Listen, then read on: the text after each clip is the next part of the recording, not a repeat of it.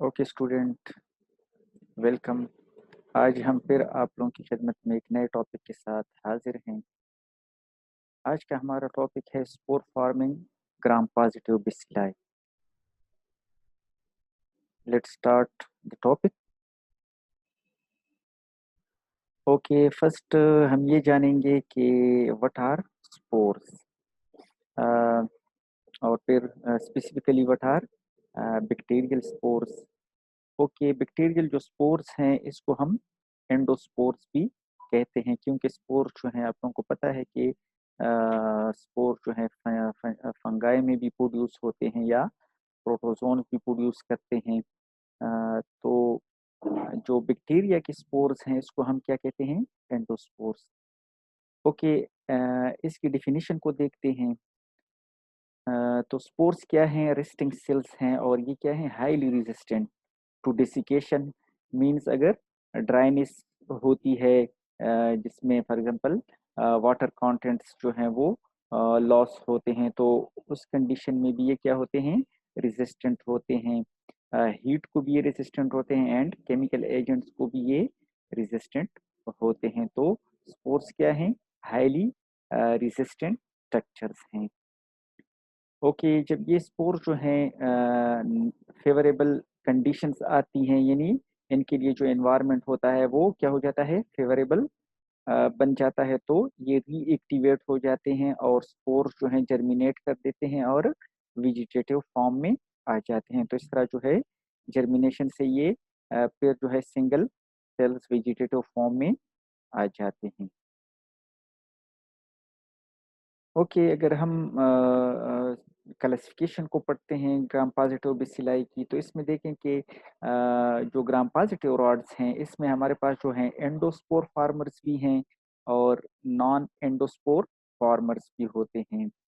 जो endospore farmers हैं इसमें हमारे पास बेसिलस स्पीशीज या क्लॉस्ट्रेडियम स्पीशीज हैं। ये दो जो स्पीशीज है ना, बेसिलस और क्लॉस्ट्रेडियम, ये स्पोर फार्मर्स होती हैं, यानी इसमें एंडोस्पोर फॉर्मेशन होती है।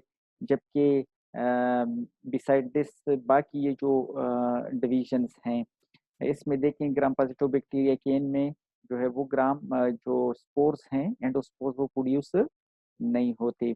इसमें फिर फर्दर देखें जो नॉन एंडोस्पोर फार्मर्स हैं, फिर अगर हम इसकी शेप के बेस पे इसकी और स्टेनिंग के बेस पे इसकी क्लासिफिकेशन करें ना, तो इसमें देखें ये जो रेगुलर शेप के बैक्टीरिया होते हैं उसमें लिस्टेरिया बैक्टीरिया भी हैं और इरिसिपेलोथ्रोक्स जो हैं ये भी इसमें शामिल होते हैं। और अगर इर्रेगुलर शेप के बेस पे इनको हम करें तो इसमें कोराइनी बैक्टीरियम है या प्रोपियनोबैक्टीरियम है।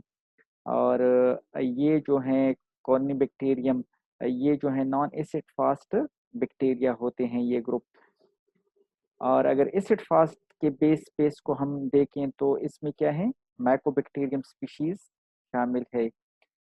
और फर्दर जो है ये देखें कि फिलामेंटस या ब्रांच शिफ्ट जो है सेल्स भी होते हैं जिसमें एक्टिनोमाइसिस हैं या नोकार्डिया जो स्पीशीज हैं वो क्या होती हैं? उनकी ग्रोथ जो है वो क्या होती है? वो ब्रांच शिफ्ट स्ट्रक्चर्स की फॉर्मेशन करते हैं। जिस तरह जो है फंगल लाइक ग्रोथ भी उसको हम कह सकते हैं, ठीक है। तो ये फिलामेंटस बैक्टीरिया में आते हैं, ठीक है। तो ये जो है सारे ग्राम पॉजिटिव बैक्टीरिया हैं और इसमें देखें कि जो स्पोर फार्मर्स हैं ना, एंडोस्पोर फार्मर्स, वो सिर्फ जो हैं ये दो जिनरास हैं जिसमें बैसिलस और क्लॉस्ट्रेडियम स्पीशीज आते हैं।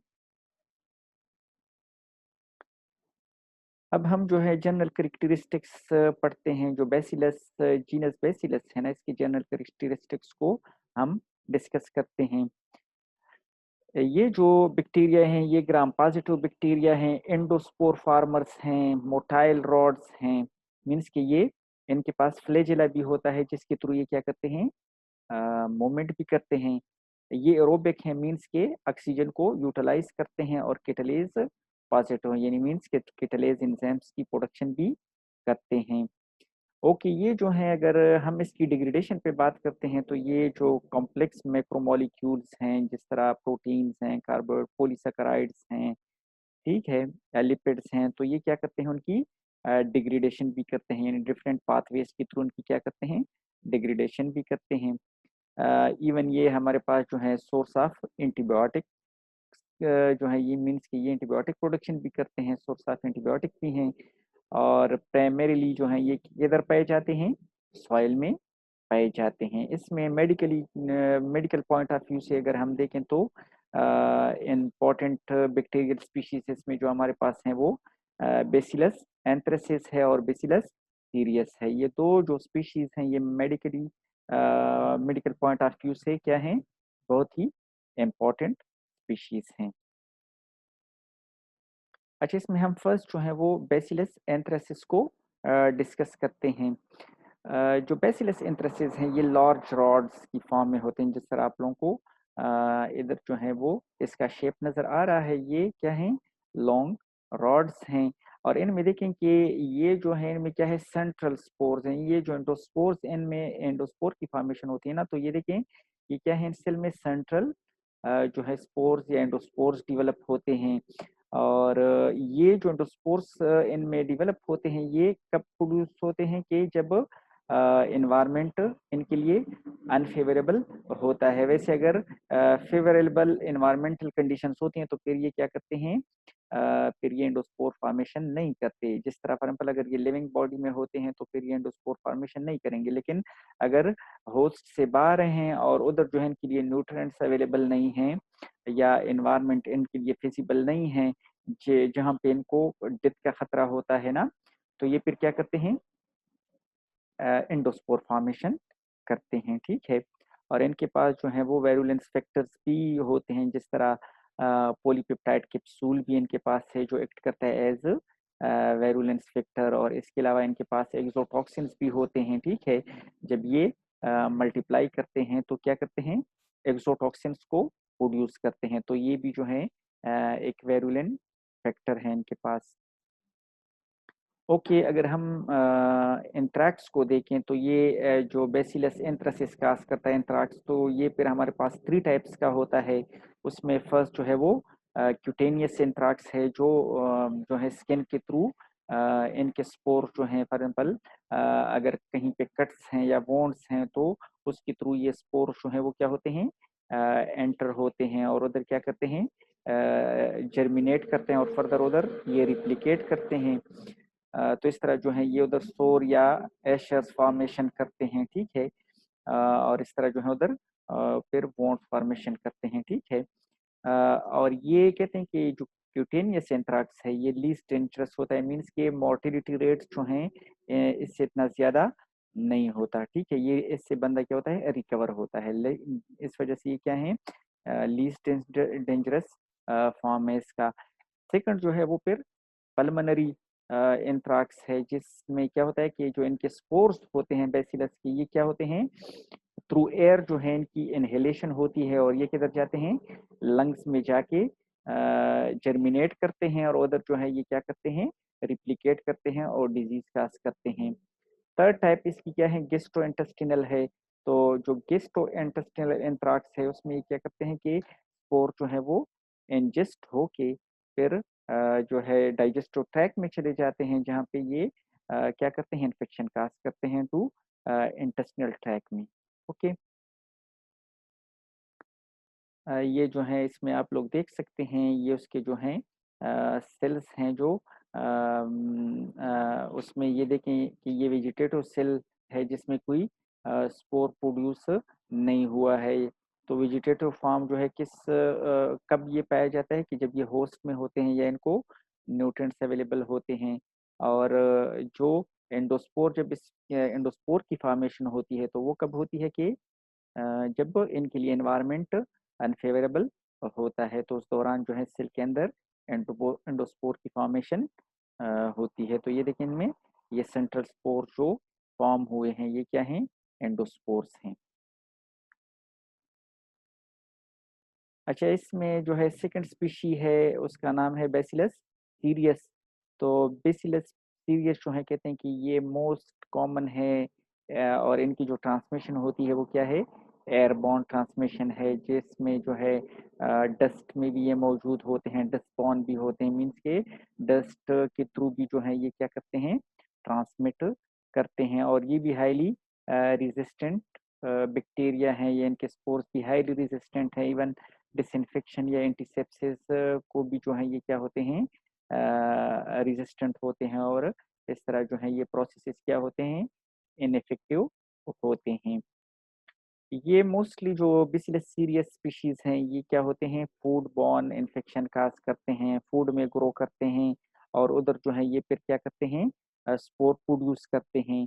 इवन अगर हम फिर क्या करते हैं, फूड को जो है वो रीहीट भी करते हैं ना, तो ये स्पोर जो है सरवाइव करते हैं टेम्परेचर पे, हीट पे। तो इस तरह जो है ये फिर किल नहीं होते। तो फॉर एग्जाम्पल अगर वो जो है वो फूड हम यूज़ करते हैं ना, तो हमें क्या हो जाता है, फिर फूड पॉइजनिंग होती है जिस तरह, और हमें जो है ये इन्फेक्ट कर जाते हैं। और फॉर एग्जाम्पल जब हम ये फूड लेते हैं तो टॉक्सिन जो हैं वो क्या होते हैं, हमारे जीआईटी ट्रैक में चले जाते हैं, जहाँ पे ये nausea, vomiting, abdominal cramps and diarrhoea, ये जो हैं डिफरेंट क्लिनिकल मैनिफेस्टेशंस हैं, एब्नॉर्मेलिटीज़ हैं, जो ये क्या करते हैं, काज करते हैं। ठीक है, इवन ये 24 आवर ड्यूरेशन में जब ये हम फूड लेते हैं तो 24 आवर्स ड्यूरेशन में ये क्या करते हैं, ये एब्नॉर्मेलिटीज़ काज करते हैं। ठीक है, और मोस्टली इम्यूनो कम्प्रोमाइज्ड इंडिविजुअल जो है उसमें ये इन्फेक्शन बहुत ही कॉमन है। अच्छा, नेक्स्ट जो है हम फिर क्लॉस्ट्रिडियम जीनस को डिस्कस करते हैं। ठीक है, क्लॉस्ट्रिडियम आप लोगों को पता है कि क्लॉस्ट्रिडियम जो है ये भी ग्राम पॉजिटिव है, लेकिन फिर as compared to bacillus species, जो क्लॉस्ट्रिडियम स्पीशीज हैं ये क्या हैं, ये एनएरोबिक स्पीशीज होती हैं, मीन्स कि ये ऑक्सीजन की गैर मौजूदगी में क्या करते हैं, ग्रो करते हैं या सरवाइव करते हैं। अगर ऑक्सीजन मौजूद है तो फिर ये ग्रो नहीं कर पाते। इस वजह से ये जो इन्फेक्शन काज करते हैं, ये डीप टिश्यू इन्फेक्शन काज करते हैं, जहाँ पे एनएरोबिक कंडीशंस होती हैं। तो ये जो क्लॉस्ट्रिडियम स्पीशीज है ये क्या है, ग्राम पॉजिटिव स्पीशीज हैं, स्पोर फॉर्मिंग है, मीन्स के स्पोर फॉर्मेशन भी इनमें होती है, और इनकी जो मॉर्फोलॉजी है वो किस तरह है, और रॉड शेप मॉर्फोलॉजी है इनकी। ये सॉइल में भी पाए जाते हैं और एनिमल फीसिस में भी पाए जाते हैं। और जिस तरह हमने जिक्र किया कि एनएरोबिक हैं, तो इसके साथ ये क्या है, catalase negative, means catalase enzyme भी इसमें मौजूद नहीं होता। इसके तकरीबन कोई 120 स्पीशीज जो हैं वो रिपोर्टेड हैं। और इनके जो स्पोर्स हैं वो ओवल शेप्ड या स्फेरिकल शेप्ड होते हैं। इनकी जो मॉर्फोलॉजी है वो किस तरह होती है, स्फेरिकल या ओवल शेप्ड स्पोर्स इनके होते हैं, जो सिर्फ और सिर्फ क्या होते हैं, अंडर एनोरोबिक कंडीशन प्रोड्यूस होती हैं। अच्छा, फिर फर्दर जो है ये देखें कि ऑर्गेनिक एसिड्स, अल्कोहल और एक्सोटॉक्सिन की प्रोडक्शन भी ये करते हैं क्लॉस्ट्रिडियम स्पीशीज, और ये जो हैं वोंड इन्फेक्शन भी काज करते हैं, tissue infection and further food intoxication भी काज करते हैं। यानी अगर फूड में मौजूद हैं तो क्या करते हैं, फूड पॉइजनिंग भी काज करते हैं, क्योंकि ये क्या करते हैं, एक्सोटॉक्सिन जो है वो रिलीज करते हैं, जिसको अगर हम उस फूड को फिर क्या करते हैं, कंज्यूम करते हैं, तो हमारे लिए वो क्या होता है, फिर टॉक्सिक होता है। ये जो है इसमें देखें कि ये क्लॉस्ट्रिडियम स्पीशी हैं, जिसमें उन्होंने क्या किया है, ये एंडोस्पोर फॉर्मेशन की हुई है, और ये देखें ये स्पोर जो हैं के टर्मिनल स्पोर्स हैं। ठीक है, तो ये फॉर एग्जाम्पल अगर ये नॉर्मल कंडीशंस में होती है, जहाँ पे ये प्रॉपर इनको न्यूट्रिएंट्स अवेलेबल होते हैं, तो ये क्या होते हैं, वेजिटेटिव फॉर्म में होते हैं। अगर इन्वायरमेंटल कंडीशंस फिर इनके लिए फेवरेबल नहीं होती तो फिर ये क्या होते हैं, स्पोर फॉर्मेशन करते हैं।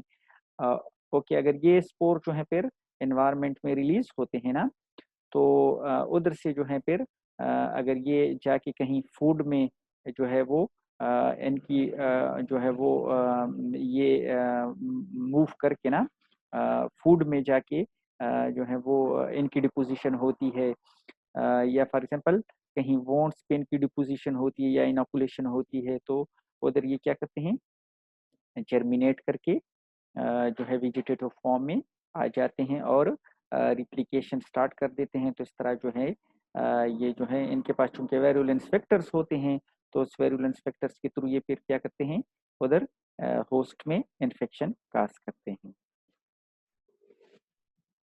अच्छा ओके, अगर हम फॉर एग्जाम्पल क्लॉस्ट्रिडियम स्पीशीज़ एक है जिसको कहते हैं क्लॉस्ट्रिडियम परफ्रेंजेंस, ये एक स्पीशी है। अगर हम इसको जो है वो ब्लड अगर पे ग्रो करते हैं ना, तो ये फिर क्या शो करते हैं, हीमोलिसिस, हीमोलिसिस शो करते हैं।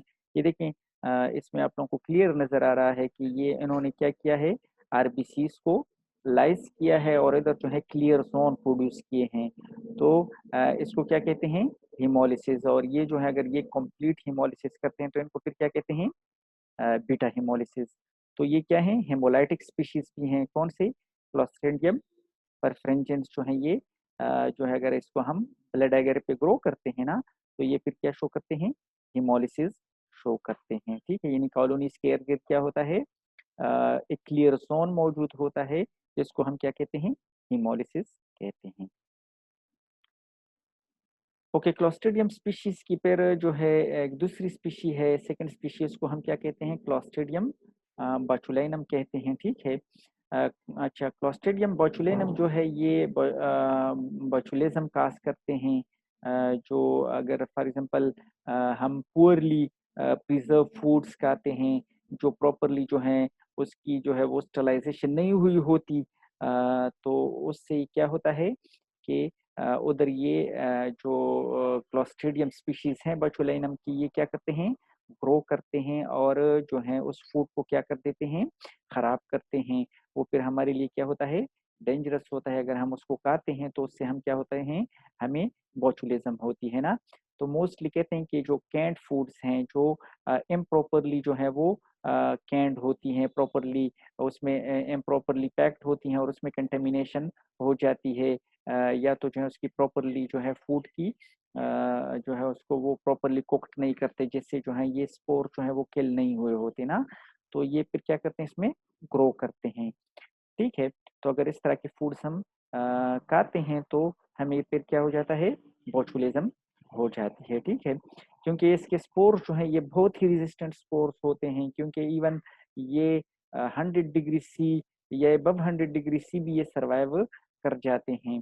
ठीक है, तो इससे ये होता है कि फिर इवन अगर हम शॉर्ट टाइम के लिए फूड को जो है वो क्या करते हैं, गर्म भी करते हैं, तो भी जो है ये क्या करते हैं, स्पोर सर्वाइव करते हैं। ठीक है, अ, ओके, जो है ये जिस तरह हमने जिक्र किया, ये क्या करते हैं, इनको हम डिस्टिंग्विश करते हैं बाय टॉक्सिन। तो इसके जो है वो बहुत ही जो है नॉमिनेटेड टाइप की टॉक्सिन्स होते हैं इनके। तो फिर फर्दर जो है जो बोचुलिनम टॉक्सिन है ना, ये फॉर एग्जांपल अगर हम फूड खाते हैं जो इन्फेक्टेड होता है या जिसमें टॉक्सिन होते हैं, तो ये फिर क्या होता है, गट में चले जाते हैं, जहाँ में ये एब्सॉर्ब हो जाते हैं गट के थ्रू ना। और फर्दर जो है ये क्या करते हैं कि जो हमारा नर्वस सिस्टम है, तो हमारे नर्वस सिस्टम को ये टारगेट करते हैं और उधर ये क्या करते हैं, ये जो प्री साइनेप्टिक नर्व एंडिंग्स है ना, तो उधर जो है ये जाके क्या करते हैं, एक्ट करते हैं और जो नर्व इम्पल्सेस हैं उनको पास नहीं होने देते, क्योंकि ये फिर क्या करते हैं कि जो एसिटाइलकोलिन है उसकी रिलीज को रोकते हैं। ठीक है, या फॉर एग्जांपल ग्लाइसिन की रिलीज को रोकते हैं, तो उससे जो मस्कुलर कंट्रैक्शन होती है या मस्कुलर रिलैक्सेशन होती है, उसको फिर क्या करते हैं, ये इफेक्ट करते हैं। अच्छा, जिस तरह आप लोग इस डायग्राम में देख सकते हैं ना, देखिए अगर फॉर एग्जांपल ये जो है जो बोचुलिनम टॉक्सिन है ना, ये क्या करते हैं, ये जो प्री सिनेप्टिक रीजन्स है ना, इधर से फॉर एग्जांपल जो नॉर्मली अगर एसिटाइलकोलिन रिलीज होता है ना, तो वो क्या करते हैं, मस्कुलर कंट्रैक्शन में हेल्प करते हैं, क्योंकि ये क्या करते हैं, इधर से इम्पल्सेस पास हो जाती हैं और मसल्स को जो है इंफॉर्मेशन मिल जाती है कि इन्होंने क्या होना है, कंट्रैक्ट होना है। तो ये क्या होते हैं, फिर कंटेक्ट हो जाते हैं। तो अब देखें कि ये जो बोtulinum टॉक्सिन है ये क्या करते हैं, एसिटाइलकोलिन जो इधर से रिलीज होता है उसको ये क्या करते हैं, ब्लॉक करते हैं। एसिटाइलकोलिन की रिलीज को क्या करते हैं, ब्लॉक कर देते हैं। तो जब एसिटाइलकोलिन जो है वो रिलीज नहीं होता तो क्या होता है, मस्कुलर कंट्रैक्शन नहीं होती, और इधर जो कॉम्प्लिकेशंस होती है उसको क्या कहते हैं, प्लासिड पैरालिसिस।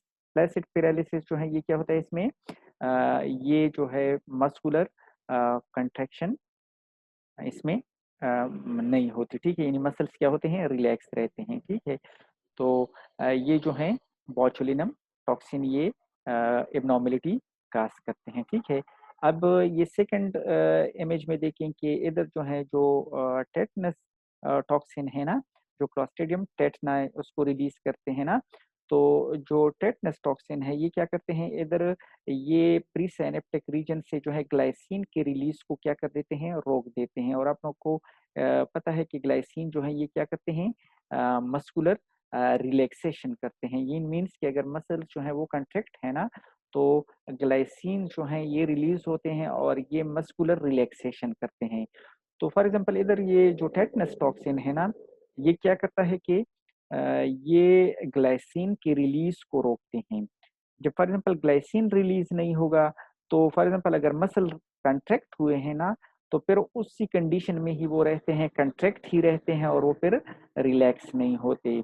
तो जब फॉर एग्जांपल वो रिलैक्स नहीं होते ना, तो हम डिफरेंट कॉम्प्लिकेशंस का होती हैं, जिसको स्पास्टिक आर ट्विचिंग पैरालिसिस भी कहते हैं या लॉक जॉ भी कहते हैं, जहाँ पे क्या होता है कि फॉर एग्जांपल अगर जा के जो मसल्स हैं अगर ये कंट्रैक्ट होते हैं ना, तो फिर ये खुलते नहीं हैं, ठीक है। यानी टेटनस टॉक्सिन्स की वजह से फिर ये क्या होते हैं, ग्लाइसिन रिलीज नहीं होता, तो जो जा के मसल्स है ना, तो वो फिर कंट्रैक्ट ही रहते हैं, रिलैक्स नहीं होते। तो इस वजह से हम इसको क्या कहते हैं, लॉक जा।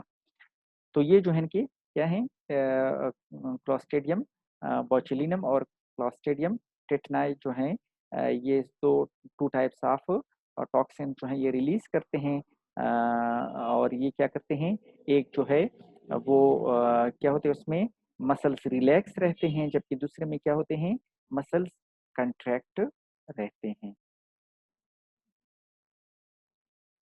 अच्छा, क्लॉस्ट्रिडियम टिटिनाई जिसका हमने भी ज़िक्र किया कि ये क्या करते हैं, ग्लाइसिन के रिलीज़ को प्रीसाइनेप्टिक रीजन से जो है वो रोकते हैं, और इस तरह ये क्या काज़ करते हैं, टेटनस काज़ करते हैं, ठीक है। ये जो है मोस्टली सॉइल में या जीआई ट्रैक्ट जो एनिमल्स का है उधर ये पाए जाते हैं। और ये क्या काज़ करते हैं, टेटनस काज़ करते हैं या लॉक जा भी उसको कहते हैं, ठीक है, जिसमें मसल्स क्या होते हैं, कंट्रैक्ट रहते हैं और वो रिलैक्स नहीं होते। इसको जो है न्यूरो मस्कुलर डिजीज़ भी कहते हैं, और ये मोस्ट कॉमन है ये डिजीज़ ड्रग एब्यूज़र्स में, यानी जो ड्रग यूज़ करते हैं, ड्रग एब्यूज़र्स और न्यूनेट्स में जो हैं, ये मोस्ट कॉमन डिजीज़ है डेवलपमेंट कंट्रीज़ में। ओके, अब लास्ट में जो है हम एंडोस्पोर फॉर्मेशन पे बात करते हैं, क्योंकि ये जो एंडोस्पोर बैक्टीरिया में डेवलप होता है तो वो किस प्रोसेस के थ्रू डेवलप होता है। एंडोस्पोर फॉर्मेशन को हम क्या कहते हैं, स्पोरुलेशन भी कहते हैं, बैक्टीरियल स्पोरुलेशन भी हम इसमें क्या इसको कहते हैं। अब फॉर एग्जांपल हमने जिक्र किया कि जो एंडोस्पोर फॉर्मेशन होती है बैक्टीरिया में वो कब होती है, कि जब एनवायरनमेंट एनवायरमेंटल कंडीशन अनफेवरेबल हो जाती है, उनके लिए न्यूट्रिएंट सप्लाई बंद हो जाती है, उनके लिए जो है वाटर सप्लाई बंद हो जाती है, वाटर कंटेंट कम पड़ जाते हैं, ड्राइनेस डेवलप हो जाती है, जिस तरह डिसिकेशन उसको कहते हैं ना। तो इस कंडीशन में फिर क्या होता है, अब सेल्स को सिग्नल मिल जाते हैं कि अब आपके लिए जो है एनवायरनमेंट फिजिबल नहीं है। तो इस दौरान जो है फिर जो वेजिटेटिव फॉर्म में सेल्स होते हैं वो क्या करते हैं, स्पोरुलेशन स्टार्ट कर देते हैं। ओके, तो स्पोरुलेशन में जो फर्स्ट स्टेप होता है वो ये होता है कि फर्स्ट जो है ये अपने जीनोम को क्या कर देते हैं, डुप्लीकेट कर देते हैं, उनके 2 कॉपीज़ प्रोड्यूस कर देते हैं। नेक्स्ट स्टेप फिर क्या होता है कि ये क्या करते हैं, उसका जो प्लाज़्मा मेम्ब्रेन है ना, सेल वॉल नहीं, इधर आप लोगों ने ये पॉइंट नोट करना है ना कि इधर जो है ये जो सेप्टम प्रोड्यूस होता है ये जो है प्लाज्मा मेम्ब्रेन तक महदूद रहता है। सेल वॉल जो है वो क्या रहता है, वो जो है उसी कंडीशन में रहता है, इसमें कोई जो है उसकी डिग्रेडेशन नहीं होती या सेप्टम फॉर्मेशन सेल वॉल में नहीं होती, बल्कि क्या होता है जो प्लाज्मा मेम्ब्रेन है इसमें सेप्टम अपीयर हो जाता है और वो क्या हो जाता है, उधर जो है उस सेप्टम से वो सेपरेट हो जाता है और दो कंपार्टमेंट्स की फॉर्मेशन करते हैं, टू कंपार्टमेंट्स बन जाते हैं। एक को स्मॉल कंपार्टमेंट कहते हैं जबकि दूसरे को लार्ज कंपार्टमेंट कहते हैं। ठीक है। अच्छा, इसमें ये देखें कि जो स्मॉल कंपार्टमेंट है इसको हम कहते हैं फोर स्पोर। क्या कहते हैं इसको? फोर स्पोर कहते हैं। और ये जो लार्ज कंपार्टमेंट है इसको हम क्या कहते हैं? स्पोरेंजियम कहते हैं। अब क्या होता है कि ये जो लार्ज कंपार्टमेंट है यानी स्पोरेंजियम, ये क्या करते हैं, इस फोर स्पोर को एनगल्फ कर देते हैं, यानी इनसाइड इसको क्या कर देते हैं, फेगोसाइटोस कर देते हैं। इनसाइड जो है ये इसके अंदर फोर स्पोर चला जाता है। अब इसमें देखें कि जब फोर स्पोर जो है वो स्पोरेंजियम के अंदर आ जाता है ना, तो अब जो स्पोरेंजियम का जीनोम है या डीएनए है, ये क्या करता है उसके लिए मुख्तलिफ किस्म के सब्सटेंसेस जिस तरह पॉलीसैकेराइड्स हैं, पेप्टाइडोग्लाइकेन्स है ना, ये इनके लिए क्या करते हैं, सिंथेसाइज करते हैं ताकि इनको ये क्या कर ले, मोर प्रोटेक्टिव फॉर्म में इसको रखे। तो इसके लिए प्रोटीन कवरिंग्स भी सिंथेसाइज करते हैं, इसके लिए जो है कॉर्टेक्स भी सिंथेसाइज करते हैं। ठीक है। इस तरह जो है डीएनए स्टेबलाइजिंग प्रोटीन्स भी इधर होते हैं ताकि वो जो है इस डीएनए को, जो फोर स्पोर का डीएनए है वो उसको क्या करें, स्टेबलाइज रखे ताकि ये डिग्रेड ना हो जाए ना, क्योंकि एनवायरनमेंट अनफेवरेबल होता है तो हीट भी होती है, हीट जो है वो कंडीशन क्या हो सकती है कि उसमें हीट भी हो सकता है, उसमें केमिकल्स भी मौजूद हो सकते हैं, उसमें डिसिकेशन भी हो सकता है, तो इस वजह से ये प्रोटीन जो हैं उनको स्टेबलाइज कंडीशन में रखते हैं। ठीक है। अच्छा, एट द एंड क्या होता है कि जब ये मुख्तलिफ लेयर्स जो हैं इस फोर स्पोर के ऊपर बन जाते हैं ना, तो ये जो हैं एक एंडोस्पोर की जो है वो एंडोस्पोर का एक स्ट्रक्चर बना देते हैं। ठीक है, एंडोस्पोर की फॉर्म में आ जाता है। अब जो स्पोरेंजियम डीएनए है ना, ये क्या हो जाता है, डिग्रेड हो जाता है। अच्छा, स्पोरेंजियम को हम मदर सेल भी कहते हैं। ठीक है। तो इसका डीएनए फिर डिग्रेड हो जाता है और साथ में जो है जो प्लाज्मा मेम्ब्रेन है या सेल वॉल है वो भी डिग्रेड हो जाता है। तो इस तरह जो एंडोस्पोर इसके अंदर बन बन जाता है वो क्या हो जाता है, फिर आगे एनवायरनमेंट में रिलीज हो जाता है। ठीक है। तो इस तरह जो है ये एंडोस्पोर जो है ये लॉन्ग टाइम के लिए क्या होता है, एनवायरनमेंट में सर्वाइव कर सकता है। जब जो है ये जब जो है वेजिटेटिव फॉर्म में आता है कि इनको जब न्यूट्रिएंट्स अवेलेबल होते हैं या इनको जो है फेवरेबल एनवायरनमेंट मिल जाता है ना, तो जाके ये तब क्या करते हैं, रिप्लिकेट कर लेते हैं या वेजिटेटिव फॉर्म में आके जो है इसकी डिवीजन स्टार्ट हो जाती है, इसकी ग्रोथ स्टार्ट हो जाती है। Okay, student, I think you got this lecture. So thank you so much for watching this video.